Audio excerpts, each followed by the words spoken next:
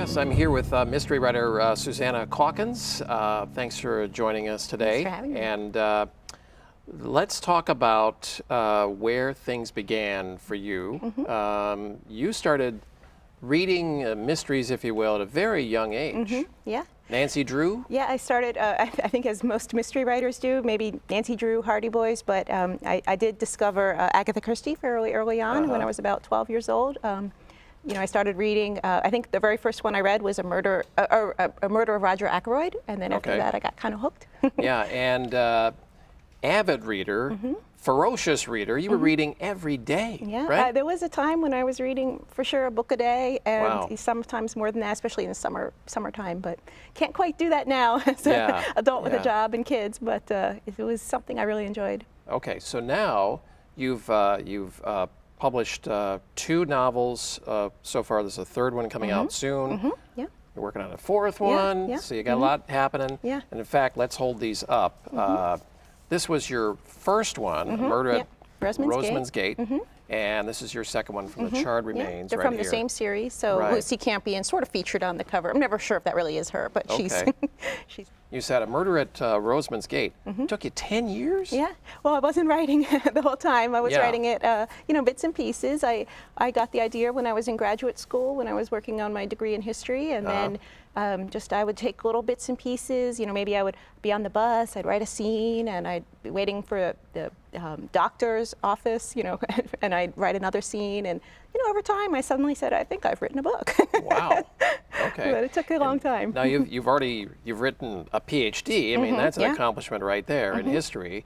And so anything from your PhD that sort of flows into the books you're writing now? Yeah, thankfully. I said, oh, at least I did something with my dissertation. But yeah, I really try to make my stories as authentic as possible. They're set in 17th century England around the time of the plague and the Great Fire of London. And so I think a lot about what people were actually doing in their life, and it all comes from my research. Yeah, now we don't think about murder mysteries happening back then, and I find this kind of interesting. In the period you're talking about, 1600, 1668 in London, there was no official police force back then. Yeah, no, there was no established police force until a little bit later in the early 18th century, but there were the King's Army, and there were certain individuals. I do put a constable into my story, but I give him a lot more power than he probably would have had. And what is it, you know, obviously you love history, what is it about that time period in particular that fascinates you? I guess I'm always fascinated by what everyday people used to do, you know, how they lived their lives, and, you know, in my case, how they used to sing about murder, like literally, and, you know, and, you know, I'm just fascinated by the time period. I'm not so much interested in the kings and queens, but so much as what everyday people did and how they survived, you know, the plague and the Great Fire. I mean, these were pretty significant events. Yeah, tumultuous time back then.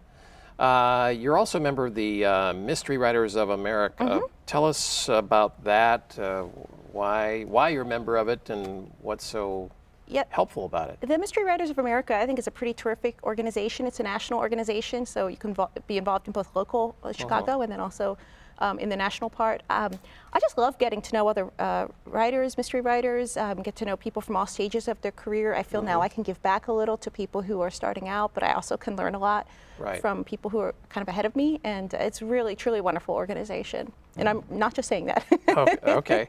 And so in 30 seconds or less, tell us a little bit about how you write. What's your writing regimen? Well, because I do have a full-time job and kids and teach, I write. I have no regimen, so I just anytime I can find time, at nighttime, in the morning, I just write whenever I can grab a moment. You're writing on a computer or both. what?